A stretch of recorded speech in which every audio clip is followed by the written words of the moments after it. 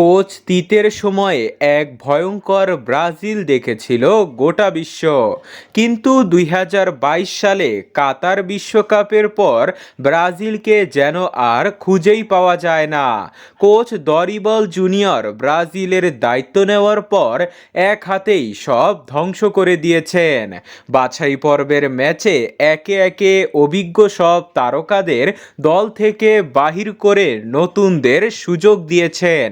তার রাজনীতিতে অনেক খেলোয়াড়রা ঝরে গেছে, তবে এসব আর সহ্য না করে আর্জেন্টিনার বিপক্ষে হারের পর তাকে বরখাস্ত করে সিবিএফ। ব্রাজিল চায় তাদের নতুন কোচ হিসাবে রিয়ালের কার্লো আনচেলত্তিকে, যার হাত ধরে আবারও ঘুরে দাঁড়াবে সেলেসাওরা। শুধু বাছাই পর্বের ম্যাচ না, আনচেলত্তির অধীনে বেশ কিছু প্রীতি ম্যাচ খেলবে সেলেসাওরা।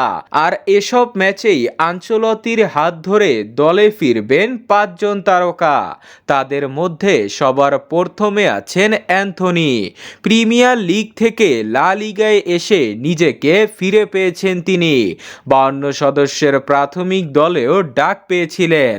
ডিফেন্সিভ মিডফিল্ডারের অভাব ব্রাজিল দীর্ঘদিন ধরে ভুগছে, তাই এই সমস্যার একমাত্র সমাধান খুঁজতে আনচেলত্তির হাত ধরে আবারও জাতীয় দলে ফিরছেন ব্রাজিলের ট্যাঙ্ক ক্যাসেমিরো। ফর্মহীন ও ইনজুরির কারণে অবহেলিত হয়েছেন রিচার্লিসন, তবে ইনজুরি থেকেই ফিরেই নিজের জাত চেনাচ্ছেন তিনি। ওদিকে ইনজুরি কাটিয়ে নিজেকে মাঠের জন্য প্রস্তুত করছেন এডার মিলিটাও।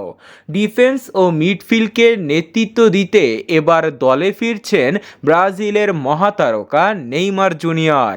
তার অভাব ব্রাজিলকে সবচেয়ে বেশি ভুগিয়েছে, তাই তাকে নিয়েই হবে সব পরিকল্পনা। এবার আনচেলত্তির হাত ধরেই নতুন যাত্রা শুরু করবে ব্রাজিল।